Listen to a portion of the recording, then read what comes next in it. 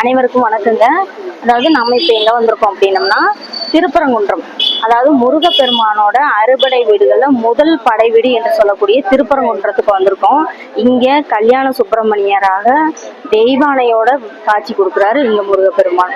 நம்ம இந்த முருகப்பெருமானோட கோயிலுக்கு வரும்போது இன்னைக்கு என்ன சிறப்பு இருக்கு அப்படின்னா, இந்த கோயில் பார்த்தீங்கன்னா குன்று மாதிரி இருக்கும். அதாவது தெற்குல இருந்து வடக்குல இருந்து கிழக்குல இருந்து மேற்குல இருந்துன்னு சொல்லி ஒவ்வொரு இடத்துலையும் லிங்கமாகவும் குன்றாகவும் கைலாய மூர்த்தியாகவும் இந்த மாதிரி பல வடிவங்கள்ல காட்சி தரக்கூடியது ஒரு சிறப்பாக இருக்கு. குன்று போல காட்சி இருக்கிறதுனால திருப்பரங்குன்றம் என்று பெயர் பெற்றுச்சு. இன்னும் பாத்தீங்கன்னா இந்த கோயிலோட சிறப்பம்சம் அப்படின்னு பாத்தீங்கன்னா முருகப்பெருமான் திருமண குளத்துல காட்சி இருக்கிறார். இங்க உள்ள கருவறையில பாத்தீங்கன்னா சுவாமி அந்த குடவரை, அதாவது ஒரு பாடையை குடைந்து சிலை வடிப்பட்ட மாதிரியான ஒரு காட்சி இங்க இருக்கும். அதனால இங்க வந்து அபிஷேகம் கிடையாது. அதாவது குடவரை கோயிலாக இருக்கிறதுனால இங்க அபிஷேகம் கிடையாது. புனுகு சாம்பிராணி மட்டுமே சாத்துவாங்க. மேலும் பாத்தீங்கன்னா நம்ம நுழைஞ்சதையுமே பாத்தீங்கன்னா கற்பக விநாயகர் தான் முதல்ல இருப்பாரு. அதன் பிறகு துர்க்கை அம்மன் இருப்பாங்க. அதன் பிறகு முருகப்பெருமான் தெய்வானையோட காட்சி தருவாரு. இங்க வந்து பரங்கி முனிவர் இருப்பாரு. இந்த பக்கம் பாத்தீங்கன்னா பவள அணிவாய் பெருமாள் இருப்பாங்க. அப்போ 5 தெய்வங்களும் அந்த கருவறையில இருப்பாங்க. 5 தெய்வங்களுக்குமே ஒரே மாதிரியான தீபாராதனை தான் காட்டுவாங்க. அது வந்து இங்க ஒரு மிக சிறப்பாக இருக்கு. இங்க வாகனம்னு பாத்தீங்கன்னா எலி வாகனம், நந்தி வாகனம், அதன் பிறகு அந்த பக்கம் மயில் வாகனம்னு ஒன்னா ஒரே இடத்துல இருக்கும். அப்ப இது 3ம் இருக்கிறதுனால உங்களுடைய குடும்பத்துல சகோதரத்துவம், அதாவது உங்களுடைய பங்காளி சண்டை, சொத்து பிரச்சனை, அப்பா மகனுக்கு சண்டை, இந்த மாதிரியான பிரச்சனைகள் இருந்துச்சுன்னா இந்த கோயில் வந்து வழிபாடு செய்யும் போது கண்டிப்பாக அது தீர்ந்து விடும் அப்படிங்கிறது தான். அதன் பிறகு பாத்தீங்கன்னா நம்ம கோயிலுக்கு உள்ள மூலஸ்தானத்துக்கு ஏறும்போது இந்த பக்கம் அண்டாபரணர் இருப்பாங்க. அதுக்கப்புறம் சரஸ்வதி தேவி, மகாலட்சுமி இருப்பாங்க, கோவர்தன அம்மன் இருப்பாங்க, நவகிரகங்கள் இருக்கு. அதன் பிறகு பாத்தீங்கன்னா இந்த பக்கம் பாத்தீங்கன்னா உக்ரமூர்த்தி இருப்பாங்க. அது போக நம்ம கீழே இறங்கி சுவாமி தரிசனம் முடிச்சுட்டு கீழே இறங்கி வரும்போது பாத்தீங்கன்னா கீழே வந்து பாத்தீங்கன்னா பராசர முனிவர் இருப்பாங்க. பராசர முனிவரும் வேதவியாசரும் இருப்பாங்க.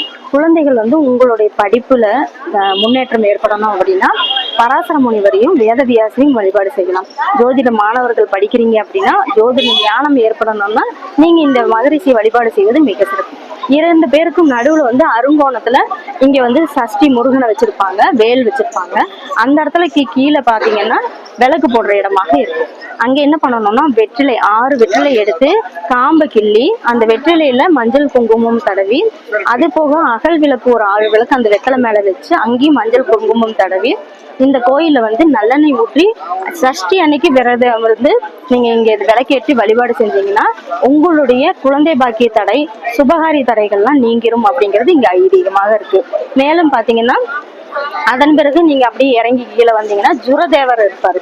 இந்த ஜுரதேவர் எதற்காக அப்படின்னா நம்மளுடைய தீராத காய்ச்சல்னால உடல்ல படுத்திருப்பாங்க, திரும்ப திரும்ப மருத்துவ சிகிச்சை எடுத்துட்டு இருப்பாங்க அப்படின்னா அவங்களுடைய பிரச்சனை இந்த ஜுரம் வந்து தீரணும், ஜுரம் விலகணும் அப்படின்னா இந்த ஜுரதேவரை வழிபாடு செய்வது மிக சிறப்பு.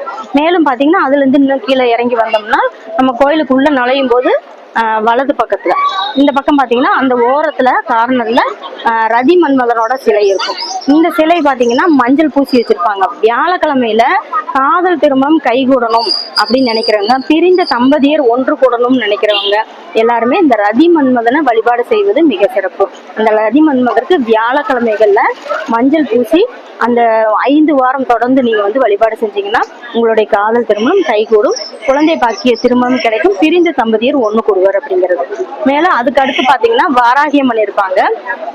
இந்த வாராகியம்மன் பாத்தீங்கன்னா எல்லா கோயிலையும் நின்ற உட்கார்ந்த நிலையில காட்சி கொடுப்பாரு. இங்க மட்டும் நின்ற நிலையில காட்சி தருகிறார். மேலும் பாத்தீங்கன்னா தன்னுடைய குழந்தைகளுக்கு பாலூட்டி கொண்டே இருக்கு மாதிரி அந்த சிலை வடிவம் இருக்கும். அப்ப குழந்தை பாக்கியத்துல தடை இருக்கிறவங்க, குழந்தை தாமதமாக இருக்கக்கூடியவங்க இந்த வாராகியம்மனை வியாழக்கிழமையிலேயோ அல்லது பஞ்சமி திதியிலேயோ நீங்க வந்து வாராகியம்மனுக்கு மஞ்சள் பூசி 5 விளக்கு நெய் விளக்கு ஏற்றி வழிபாடு செஞ்சு 5 வாரம் தொடர்ந்து வந்தீங்க அப்படின்னா கண்டிப்பா உங்களுக்கு குழந்தை பாக்கிய தடை நீக்கும் அப்படிங்கிறது தான். புத்திரை பாக்கியம் நீங்கிறதுக்கு இந்த கோயில்ல நீங்க வாராகியம்மனையும் வழிபாடு செய்யலாம். மேலும் பாத்தீங்கன்னா இந்த கோயிலோட சிறப்பம்சமே புத்திர பாக்கிய தடை, குழந்தை பாக்கிய தடை, இது அதாவது திருமணம் தடை, இது எல்லாமே அனைத்து சுபகாரிய தடைகளும் நீங்கி உங்களுடைய வாழ்வில் முன்னேற்றம் பெருக இந்த திருப்பரங்குன்றம் மலைக்கு வந்து சுவாமியை தரிசனம் செய்து அந்த முருகனின் அருளை பெறுவோமாக. முருகனுக்கு அரோகரா. நன்றி, வணக்கம்.